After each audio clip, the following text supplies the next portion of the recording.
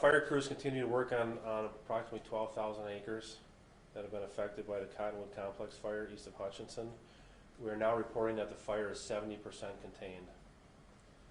Overnight crews were able to complete assessments and locate issues and concerns that needed to be addressed during the morning operations today. As of 800 this morning, 0800, Johnson County Task Force crews, Kansas Forestry Service, Reno County Sheriff's Department, and Hutchinson Fire crews are working on the fire. And that is approximately 40 individuals that are working out there as we speak. Today, crews will be focusing on cutting large burning trees down and working to put them out in specially attention areas along the perimeter of the fire line. Crews reported overnight that the recent snow aided in putting out the small smoldering, what we call duff fires, that are typically located underneath cedar trees that are just smoldering.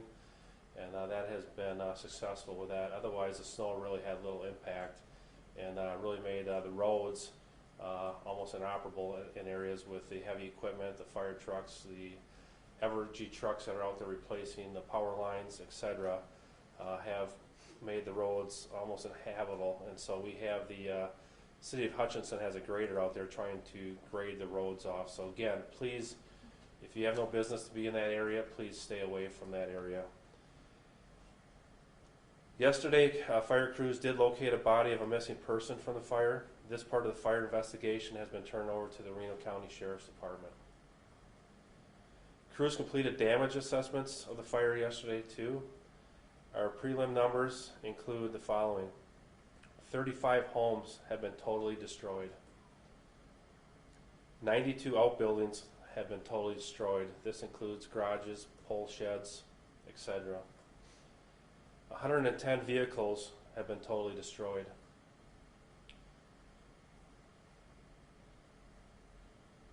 There was additionally 2 homes that suffered damage, along with 8 outbuildings that sustained some damage. On behalf of all members of the Hutchinson Fire Department, our hearts and prayers go out to the families who suffered such tragic losses, especially the loss of one's life. For those wishing to assist, donations of water, Gatorade, snacks are being collected outside the Command and Control Center at the Hutchinson Fire Department at our Command Training Center, 3201 East 4th Street. Also, monetary donations for those affected can be made by calling 211 or mailed to the United Way office at 924 North Main Street in Hutchinson, or go online at the United Way of Reno County. That's all I have for an update this morning. We're open for any questions that you may have. One question just right off the bat. On the damage structures, does that include the scorching of the channel control transmitter building? That I'm not sure of. I would assume it does as an outbuilding. Okay. Any preliminary estimate on the value of all of that? We're working on that as we speak right now. We're working with, we started that actually yesterday. If you go in the command center right now, it's solid, hot, as big as this room, a map's laid out, and they're actually geocoding every one of the damage assessments and working with the assessor's office and the GIS from the county to help gather the land values and property values and everything like that. Are you any closer to determining maybe what had happened or what caused this? Cause is still under investigation. With the investigators are working with the Reno County Sheriff's Department and really focusing the cause. We believe we definitely have the area where it is, and we're just fact checking things and confirming some information that needs to be tidied up. I know this is turned over to the Reno County Sheriff's Department, but do we know the identity of the victim? So when we go into recovery operations, when we find a body in something like this, it's a long, lengthy process. Fortunately, we was able to get the process done before the bad weather set in. So there's a forensic process that has to go through now to positively ID that person. Some preliminary reports gives us a good idea, but we can't release any information to anybody until we positively identify from that for the pathologist. So you can't say if it's a male or a female or an age or anything? It's a male. That's about it.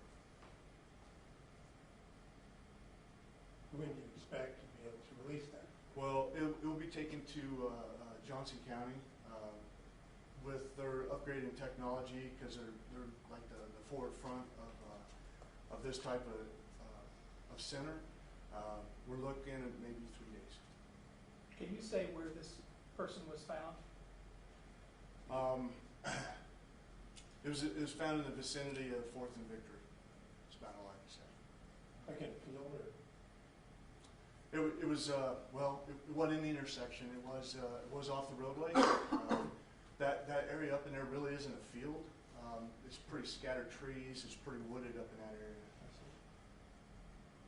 And then you mentioned yesterday that you will be taking some recommendations, updated new recommendations to the county later this month. Could you go into more detail about what you'd like to see, what those recommendations could mandate in the future?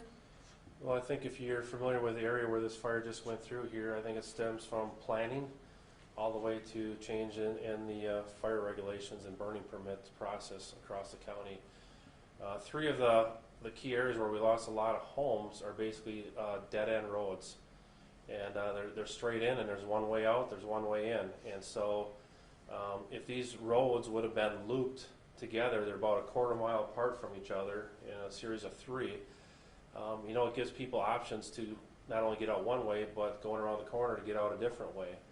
And as a firefighting aspect of it, it's very dangerous to send crews in these areas because, again, if the house is on fire in there and the fire wind switches and it kicks up on the backside, it'll trap our firefighters in there also. And so these are in these type of terrain and the situation that we're dealing with out here, this type of planning in the planning departments and the future planning of roads in the county or subdivisions, all that type of stuff has to be looked at. It just cannot be dead-end roads that go to nowhere. We have to look at access and getting people in and out in different areas.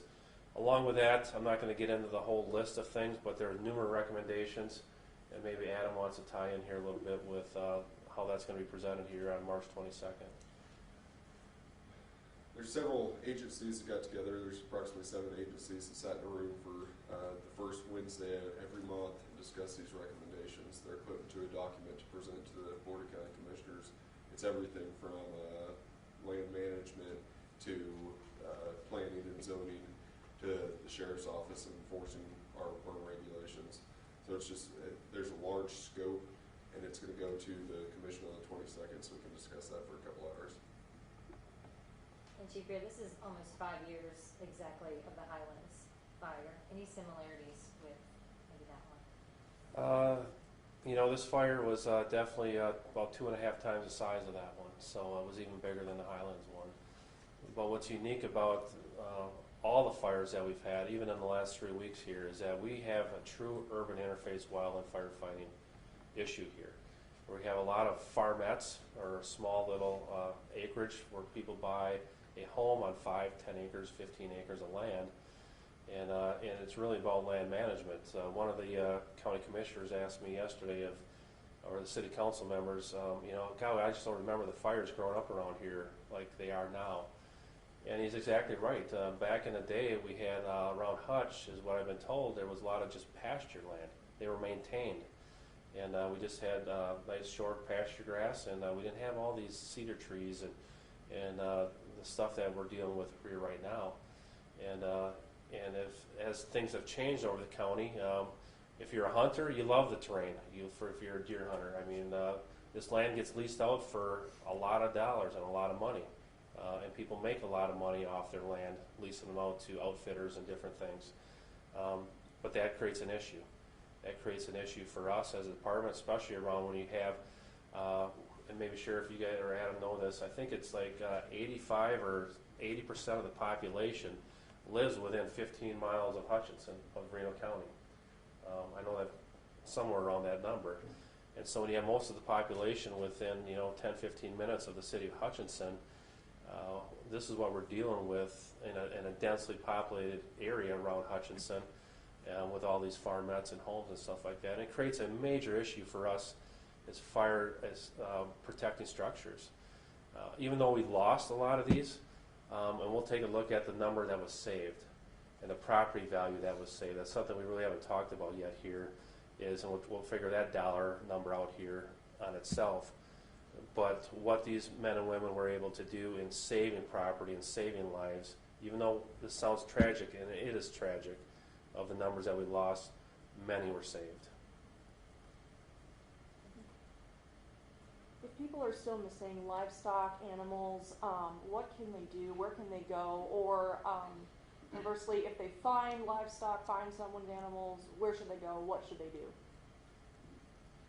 They can call our dispatch non-emergency number, 620-694-2800, 2800, and they can report that to our dispatch center. What we'll do is we'll call the ag extension agent, and he actually has some portable corrals and a field set up to put those misplaced animals and make sure they're taken care of.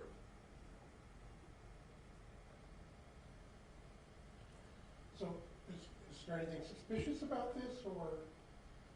No, there's nothing, there's no, we can rule out arson, or anything like that you're thinking. So there's, this fire's not arson. We just need to finalize some details before we're ready to release the cause of the fire. How long will flight restrictions last in the area? That's a good question. Adam, you know? I would assume they'll be lifted later this afternoon after the Blackhawks get out of the area. I'm thinking the same thing. We're not going to need the plane anymore, but to get the Blackhawks out, just in case something is needed yet, if they find something during the operational period this morning. One of the things that we didn't touch about too today, we have taken down these burning trees that are leaning in every direction. We have a bunch of members on our department that are certified as sawyers, they're called. And so pretty much a lot of homeowners just usually grab a saw. They're used to running a chainsaw and stuff like that. But when you're dealing with these dead trees that are on fire and different things at every angle, it's a little bit different, a little bit scarier with these limbs hanging. And so these people, we have I think 25 or 28 trained on our department that are professionals that have gone to classes to actually take down these big cottonwoods and different trees out there. So today they're going to be doing a lot of saw work with chainsaws and heavy equipment and stuff like that out on the fire grounds. And so you'll see a lot of that work being done to help mitigate potential fires down the road here. Because one thing you have to remember is that, especially on the perimeters, if we don't take care of these smoldering trees right now, as soon as the snow goes away, it dries out here. If you look at the future forecast, we're going to be in the 50s by Wednesday and in the mid-70s next week. And these trees will burn for a month or more. And if they're not taken care of, they'll throw embers into the adjacent tall grass that wasn't on fire yet, and we're off to the races again with another wildfire. So we want to make sure that this fire we want to try to get it to 100% contained. That's why we're only at 70% now. There's a lot of handwork that needs to be completed yet on this 12,000 acre fire. How much longer do you think it will be before the fire is 100% contained? Prelim numbers, we're looking at maybe Saturday at the earliest. And that's just a ballpark guess if everything goes good. When you start talking timelines and on an event this magnitude, constantly evaluate and come together, seeing what needs to be done, seeing what's changed, what needs to happen further. So it's hard to create a timeline of airspace and when the containment, it's a tough call to make, and it's constantly being evaluated. It's just got to remain fluid. It's really unique now as we go into the next operational periods because the nighttime crews are going around, they're flagging the trees with tape, and so the daytime operations crews can actually, they'll see a yellow tape around a tree and know that one's got to be cut, because at night, during the daytime, it's hard to see sparks flying through the air a lot of times with the daylight. At nighttime, when we see the fire coming out of the trees and different things, it picks it up at night. So night operations last night pretty much did assessments of where the daytime people needed to go today to work. One question I know that may come up, I've been asked this, is the financial impact of this on your department as far as how is it impacting you guys financially? Well, that's a great question here, and actually we have a specialist coming in today from the Kansas Forestry Service. She's a specialist in the documentation and the reporting for the records that need to be turned into the state and also the federal government. And I'm going to turn it over to Adam here. He's going to explain what we're looking at here and how some of the funding for this might go down. So any county, anytime there's a local disaster declaration in place, there's a threshold the county has to meet before we qualify for state and or federal funding. Once we meet our threshold, locally it's just over $250,000. We qualify for a reimbursement from the federal government of reimbursable cost. Reimbursable costs are firefighter time, sheriff's times, every piece of equipment that's out there, etc. It all goes into one package and submitted together. So once we meet our deductible, we submit that to the state. The state looks at it, and then they send it on to the federal government, and then eventually there's usually some reimbursement that comes back to the county. We've also applied for a Fire Management Assistant Grant, or FMAGs, which is for the populated communities such as ours that is impacted by the fires. And if we're approved for that, it can also provide some mitigation dollars to us in the future. Locally for victims, we have the 211 number set up for not only needs, but for monetary donations, and they're going to be managing all the long-term recovery for our citizens that are impacted. What's the potential as far as any individual assistance through the federal government at this point? So there will be no individual assistance from the federal government to our citizens. That's very rare that ever happens. Locally, we're going to rely on those donated dollars to take care of our citizens.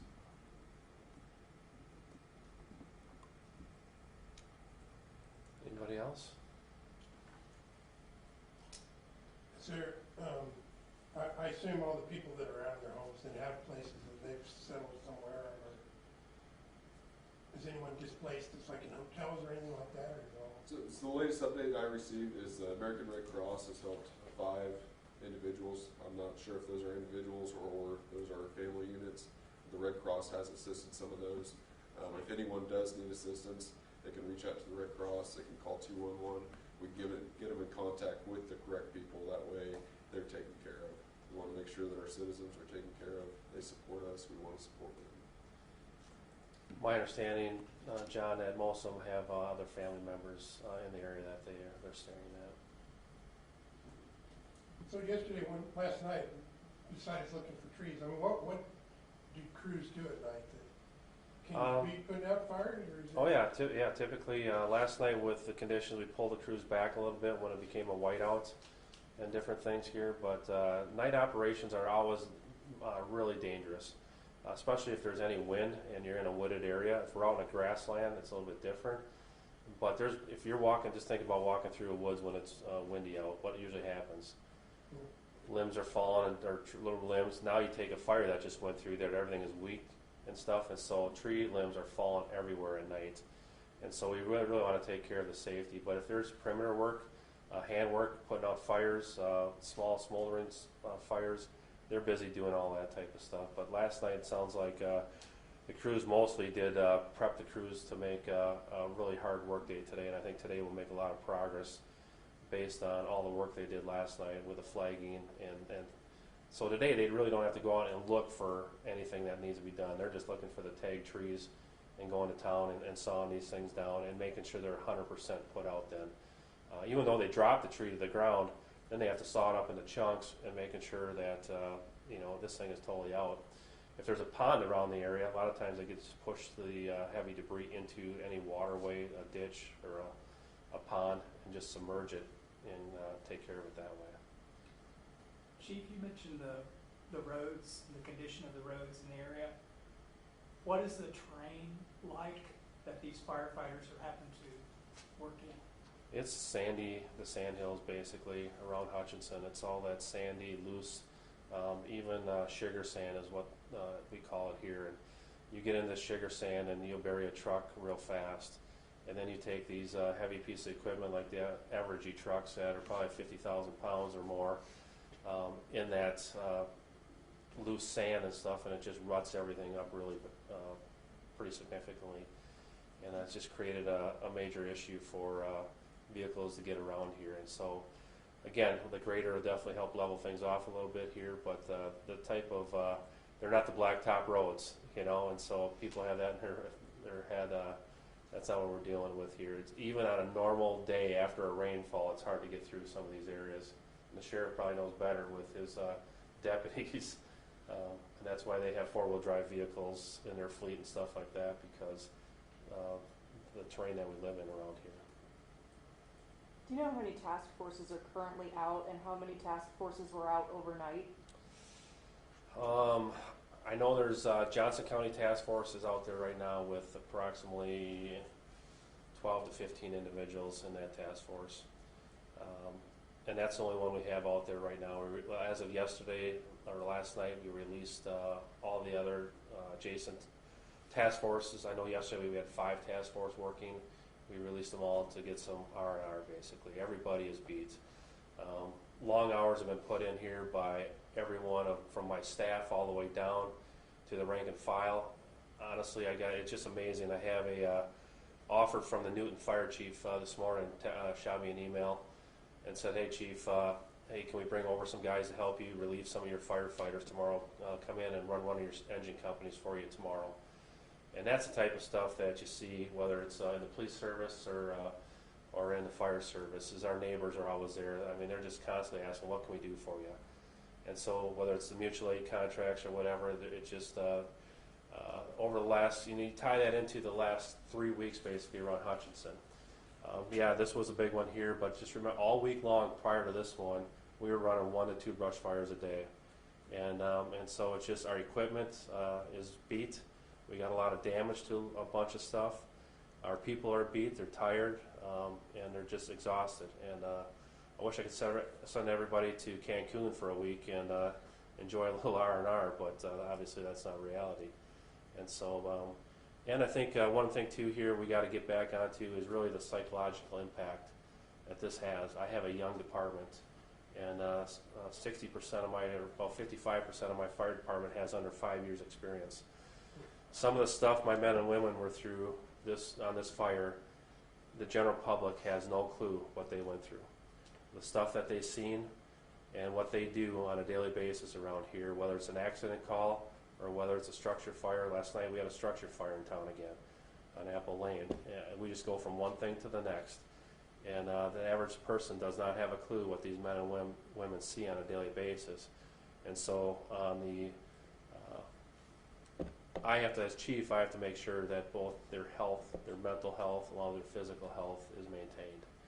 And so we'll take a look at that. If anybody's struggling with anything, we'll get them the appropriate help that they're dealing with. We had a lot of close calls on this fire. The more stories, and Adam brought up this morning, and I think it's a great idea. One of the last press conferences we'll have here later this week, or maybe it'll be next week, but I want to bring in some of my firefighters and actually just tell their story to you guys, and so you can really hear what happens and how they couldn't see. My pickup truck was being used by one of my battalion chiefs, and it sounds like my pickup truck almost got burned up and stuff like that. He couldn't see the road. He had to look straight down, and I want them to tell a story. I don't want you to hear it from me, so don't put that in the paper or on the news or anything.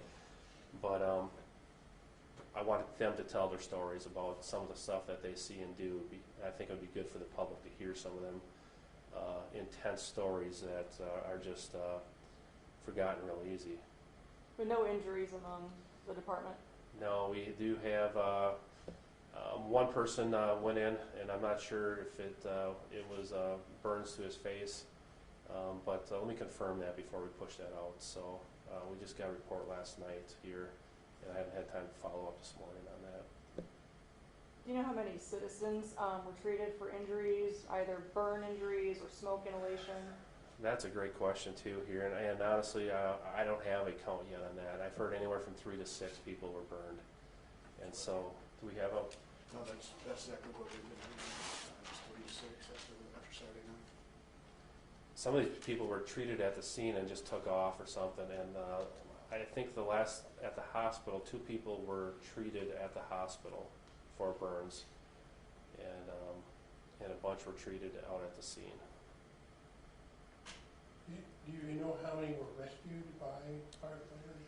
We're tallying all that type of stuff up too. There was numerous rescues between the sheriff's department, their deputies getting individuals evacuated out of their homes, and the firefighters, along with structural protection, they were getting people out of their homes and into safe areas. We don't have an exact number on that. That is a priority to get here down the road here, but we don't have that. We got other priority issues that we're dealing with right now. But again, it's that we can't do our job as firefighters. If the sheriff's department's deputies aren't out in front of this fire that's coming through and evacuating these homes, people think they have literally, when the sheriff notifies them that, hey, we got to evacuate. Oh, I can grab my everything in the house. I got time to pack up my truck and stuff. It's go time. If they come and knock on your door, it's go time. You got to go. You got minutes to get out. This fire is coming so fast at these homes and these citizens, and you know, I mean, it should show right here. We did lose a life in this one, and that's the educational piece that people see. They always see it on the nightly news in California, or where it's always that other place. It's never here, and it's here. It's in our state too, just as much as it is in California or wherever.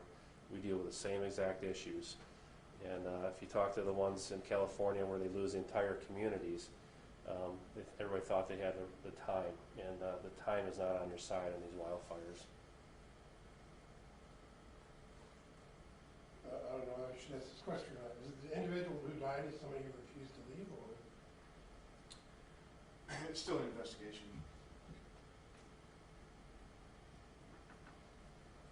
Thank you. Thank you.